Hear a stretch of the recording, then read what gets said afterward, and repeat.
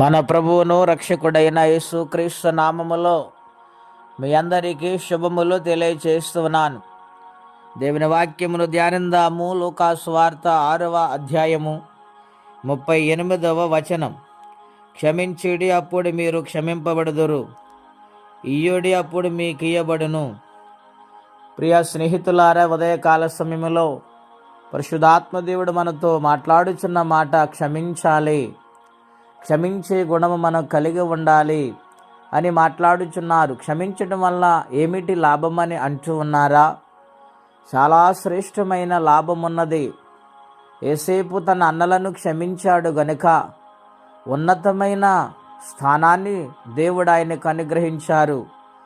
అసూయతో అమ్మేశారు, మికుటమైన కోపముతో నీళ్లు లేని గోతులేనికి త్రోసేశారు ఆయన్ని. రక్త సంబంధులై ఉండి కూడా ఎంతో బాధ పెట్టారు. ఆయనను ఇనప సంకెళ్ళు బాధించాయి. నాని వాళ్ళెవరూ లేరు. ఆదరణ ఆయనే కదా. ఈనాడు అటువంటి పరిస్థితుల్లోనూ ఉన్నావా? ఆ వేదన నిన్ను వెంటాడుతుందా? ప్రియ స్నేహితులారా, భయపడవద్దు. నాటి కాలములో యేసేపుకు తోడై ఉన్న దేవుడు ఈనాడు మనకు తోడై ఉంటారని వాగ్దానం చేస్తూ ఉన్నారు. గనుక క్షమించే గుణం మనం కలిగి ఉండాలి. క్షమించాడు గనుక అందరికీ ఆహారం పెట్టగలిగాడు, అందరినీ పోషించాడు. ఉన్నత స్థానములో ఉన్న తిరిగి ప్రేమించే గుణాన్ని ఆయన ఎంత మనస్సు కలిగి ఉన్నాడు ఒక్కసారి ఆలోచన చేయండి.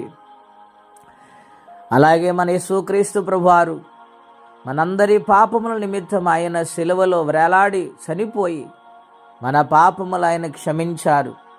గనుక క్షమించే మనసు కలిగి ఉందామా? స్నేహితుడా, నీవు క్షమించలేకపోతే ఆయన నిన్ను ఎలా క్షమిస్తాడు? మరణము నొందిన ఇష్టపడ్డాడు కానీ ఆయన ఎవరిని కూడా క్షమించకుండా ఉండలేదు. అందరిని ఆయన క్షమించాడు. గనుక క్రీస్తు యేసునకు కలిగిన మనసు మనము కూడా కలిగి ఉండాలని ప్రభు పేరిట మనవి చేసి మాటలు నేను ముగిస్తూ ఉన్నాను. ప్రార్థన. పరిశుద్ధుడైన మా తండ్రి, ఘనమైన మీ నామం కొరకే వందనాలు. మీరు క్షమించే దేవుడు నాయనా.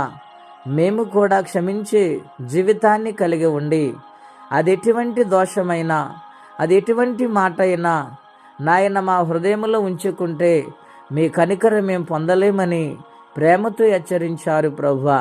వాక్యం వింటున్న బిడ్డలందరిలో ఎవరైనా ఈ స్థితిలో ఉంటే వారు నాయన ఈ వాక్యము ద్వారా నాయన ఎదుటి వాళ్ళను పట్ల క్షమించే గుణము కలిగి ఉండి నీ ఆశీర్వాదం పొందుకోవాలని ప్రార్థిస్తూ ఉన్నాను.